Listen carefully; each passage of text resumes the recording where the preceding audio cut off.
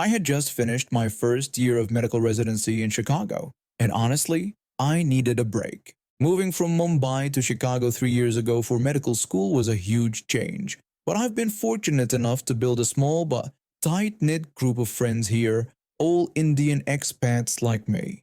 We understand each other's struggles and celebrate our culture together, which makes being away from home a little easier. That Saturday, my friend and I had planned to meet at this cozy cafe downtown. She's also doing her residency, but at a different hospital. We hadn't seen each other in weeks due to our crazy schedules, and we were finally both free on the same day. We got to the cafe around 2 p.m., ordered our drinks, and found a quiet corner to catch up. I was telling her about this interesting case at the hospital involving a patient who had come in with mysterious symptoms that turned out to be something completely unexpected. That's when I noticed this older white woman at the next table. She kept turning her head toward us, clearly trying to listen to our conversation. It made me really uncomfortable, so I switched to Hindi mid-sentence. I told my friend that I was going to switch to Hindi because someone was being nosy, gesturing slightly toward the woman. My friend nodded, understanding immediately, but this seemed to aggravate the woman even more. She started openly glaring at us, not even trying to hide it anymore. A few minutes later, a waitress approached our table. She apologetically explained that another customer was feeling uncomfortable and wanted us to speak English. I politely told the waitress that the language I speak is my choice. The waitress was really nice about it, expressing that she completely respected my decision. She walked back to Karen's table, and we could see her explaining something to her. Suddenly, Karen's face turned bright red, and she stood up so quickly her chair scraped against the floor. Karen started screaming at us, telling us that this was America and that we should speak English or go back to our country. She was literally having a meltdown in the middle of the cafe. People stopped eating and started staring. The manager quickly came over. The manager told Karen that they would have to ask her to leave, as they don't tolerate this kind of behavior. Karen responded by shouting that we were the ones who should leave, claiming we were being disrespectful. It took about 5 minutes of the manager and 2 other staff members to finally get her to leave the cafe. We tried to enjoy the rest of our meal, though the atmosphere was definitely tense. About 20 minutes later, we finished up and headed out. To our shock, Karen was still there, sitting on a bench right outside the cafe. The moment she saw us, she jumped up like a jack-in-the-box. She started yelling at us, calling us disrespectful witches and threatening to teach us a lesson. Before I could process what was happening, she charged at me with a metal water bottle in her hand. She started swinging it wildly, hitting my arms as I tried to protect myself. My friend tried to pull her away from me, but Karen turned around and struck her hard in the head with a bottle. My friend collapsed onto the sidewalk, holding her head. Several passers-by rushed to help us. 2 men tried to restrain Karen, but she was like a woman possessed, still screaming and trying to break free. That's when our 2 friends arrived to pick us up. Both of them are bodybuilders who compete professionally. The moment Karen saw these 2 huge guys approaching, she finally stopped struggling. One bystander had already called the police, and we could hear sirens approaching. My bodybuilder friends made sure Karen couldn't leave, though she had suddenly transformed from a raging monster into a sobbing victim.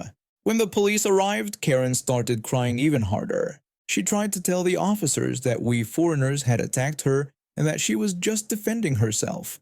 But at least 15 people immediately spoke up, including the cafe staff who had come outside.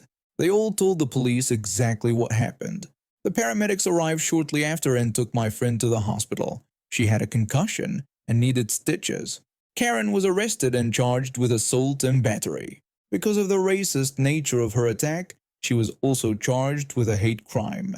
My friend's parents hired a really good lawyer, and Karen ended up getting sentenced to 3 years in prison plus mandatory anger management and cultural sensitivity training.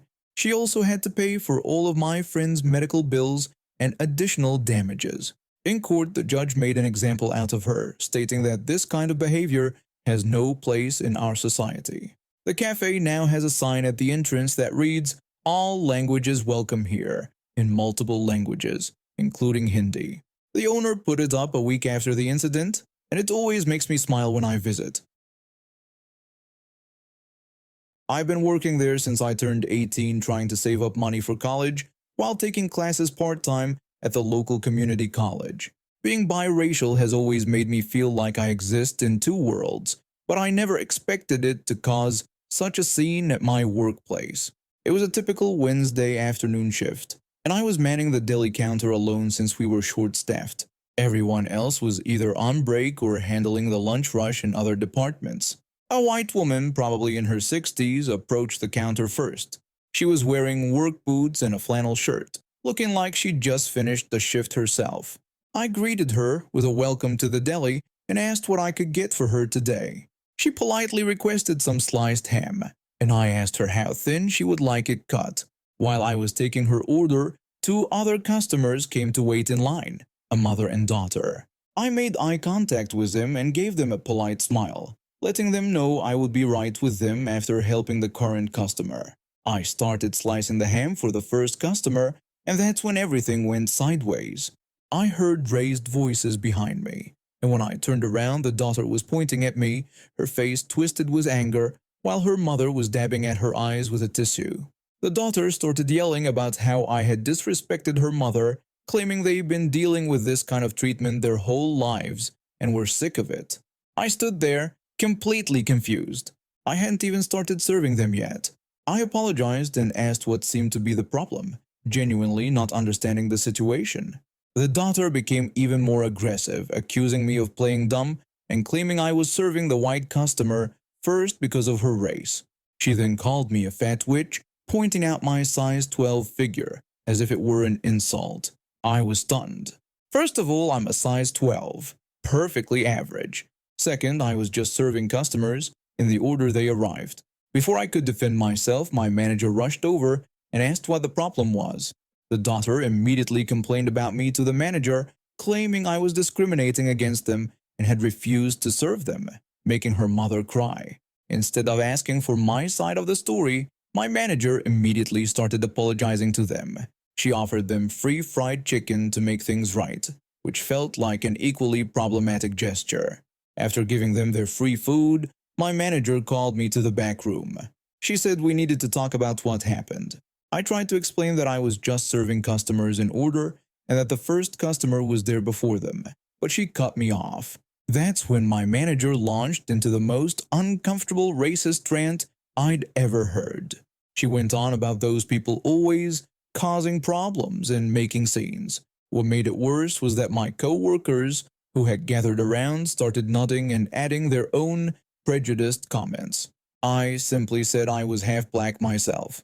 The room went silent. You could have heard a pin drop. My manager's face turned red, but she quickly changed the subject and sent me back to work. I documented everything that happened that day, including the racist rant. I sent an email to Human Resources detailing the incident, but I didn't hear anything back immediately. However, karma has a way of working things out. A few months later, loss prevention caught my manager stealing from the registers. But that wasn't all. During their investigation, they found my complaint and several others about her discriminatory behavior. They fired her on the spot and escorted her out of the building. They promoted one of our assistant managers to replace her, a wonderful woman who actually stood up for her employees and treated everyone with respect. The new manager called me into her office on her first day and told me she had read about what happened. She assured me that kind of behavior wouldn't be tolerated anymore and that they were making changes around here. Within a month, the entire atmosphere of the store changed. We had mandatory anti-discrimination training, and several of the co-workers who had joined in on the racist rant either shaped up or shipped out. As for me, I got a promotion to shift lead and a nice raise to go with it. Sometimes I still see the mother and daughter shopping in our store. They avoid my counter, which is fine by me. But at least now I know that if anything like that happens again, I've got management that has my back. I've always been passionate about theater. Ever since I was a kid putting on shows in my backyard with bed sheets as curtains. Through high school and college, I practically lived in our theater, volunteering for every production I could. When I graduated with my degree in theater arts, I knew exactly what I wanted to do, become a stage manager. I worked my way up from being a stagehand to finally landing my dream job as an assistant stage manager at one of our local theaters. It's not the biggest venue in town, but we put on some amazing shows, and I'm proud of every production I help bring to life. The theater community here is pretty tight knit. We all know each other and often help each other out with connections and favors. That's how I ended up in this situation with my future mother-in-law. She's always been, let's say, particular about what she considers real work. When my fiancé first told her about my career, she just smiled that tight little smile of hers and made a dismissive comment about how creative my career choice was. I should have known then that this would become an issue. One day, she called me asking for a huge favor. She'd heard that Aladdin was coming to the biggest theater in town. You know, the one that hosts all the traveling Broadway shows. These tickets usually go for about $150 each, and that's if you're lucky enough to get them before they sell out. Season tickets run about $1,000 per seat for 7 shows, so it's not exactly pocket change. I told her I might be able to help since one of our directors was married to someone on the theater's board, and I offered to see what I could do. I pulled some strings, called in a favor with my director, and managed to score 2 prime seats at less than half price, $75 for both. It was a steal, really. I reserved them under my name, and my future mother-in-law seemed thrilled. A few weeks later, she invited my fiancé and me over for dinner. Everything was going fine until somehow the conversation turned to housework. My future sister-in-law, who's a teacher married to an accountant, mentioned how she and her husband split everything, 50-50. My future mother-in-law seemed fine with that arrangement and asked about how my fiancé and I planned to handle things when we moved in together. When I explained that we'd probably do the same 50-50 split, I noticed her expression change immediately. She scoffed at the idea, saying it wasn't fair since my fiancé worked full-time while implying that I didn't. When I defended myself by explaining that I did work full-time, just with different hours due to theater work, she laughed dismissively. She then proceeded to belittle my career, calling it just a silly side gig, and suggested that I wouldn't understand what real work felt like until I got a real job. The room went silent. My future sister-in-law looked uncomfortable, and my fiancé started to say something, but I just sat there, letting her words sink in. 15 years of dedication to my craft, reduced to a silly side gig. The next morning, I called the theater's box office. I simply asked to cancel the tickets reserved under my name. When the box office worker asked if I wanted to reserve different seats, I politely declined. I sent her a text explaining that since she didn't consider my job real, she wouldn't be able to benefit from its perks, and that I'd canceled her tickets. Then I turned off my phone and went to work, my very real work, managing a full day of technical rehearsals for our upcoming show. When I turned my phone back on that evening, I found multiple missed calls and angry texts from her. She was demanding to know what I meant about canceling the tickets, insisting that I couldn't do that, explaining that her friend was flying in specifically for this show, calling me unprofessional, and demanding that I answer my phone immediately. When I finally called her back, I remained calm despite her fury. I suggested she might still be able to get tickets if she called the box office herself. She was outraged, demanding that I get the tickets back. I responded sarcastically, telling her that my silly side gig didn't have that kind of pull, and she'd have to go through official channels like everyone else with a real job. She ended up having to pay $150 per ticket, and their seats were way up in the mezzanine instead of the orchestra section where I'd originally gotten them. The next time I saw her at a family dinner, she made a point of asking me about our latest production and how challenging it must be to coordinate everything. Amazing how quickly people's perspectives can change when they realize your silly side gig comes with valuable perks. I come from what you might call a complicated family. My parents split up when I was 8, leaving me and my 2 older sisters to be raised by our mom. Our dad wasn't exactly father of the year material, so we cut ties with him. But his side of the family, they stuck around like a bad penny, especially my aunt. My grandmother had this weird way of playing favorites. My oldest sister could do no wrong. she was the golden child. My middle sister, she got the short end of the stick, treated like she was somehow defective. Me, I was pretty much invisible, which came with its own set of problems. But looking back, maybe I dodged the bullet. The way they treated my middle sister during her teenage years was something straight out of a Mean Girls movie. They'd make up these horrible stories about her and blame my mom for being a terrible parent. I won't get into the details because honestly, some things are better left unsaid. My sister eventually got fed up and called them out on their behavior, which led to them giving her the cold shoulder for years. Then something interesting happened. My middle sister married the successful guy and moved overseas. Suddenly, she was the family favorite. Funny how money changes people's perspectives, right? 3 years ago, my aunt had her first kid at 39. The birth was pretty rough, and I think it messed with her head more than she lets on. She went full-on Pinterest mom. You know the type. Essential oils everywhere, preaching about natural childbirth, the whole 9 yards. Before the baby, she had this impressive career where people actually respected her expertise. I noticed my middle sister seemed upset after talking with our aunt, so I asked her what happened. When she told me, I could hardly believe it. Our aunt had asked her to move back home for a whole year to be her nanny. When I pointed out that my sister had her own career, she explained that our aunt had even offered to pay her, as if that would convince her to drop everything and fly 16 hours just to be her babysitter. The harassment went on for weeks. My aunt kept calling and messaging until my sister finally started ignoring her. But did that stop my aunt? Of course not. She just came up with more ridiculous demands. One day my sister got a call at 3 a.m. Our aunt was going on about wanting my sister to buy some battery-powered car for her kid and bring it on the plane when she visited. When my sister reminded her about the time difference, our aunt barely acknowledged it and kept talking about the car. My sister tried explaining that she couldn't bring a car on a plane, but our aunt insisted it could be checked as luggage. When my sister mentioned the cost, our aunt just made the snide comment about how my sister and her husband could afford it since they made good money. Another time, our aunt called about some purebred puppy she'd found.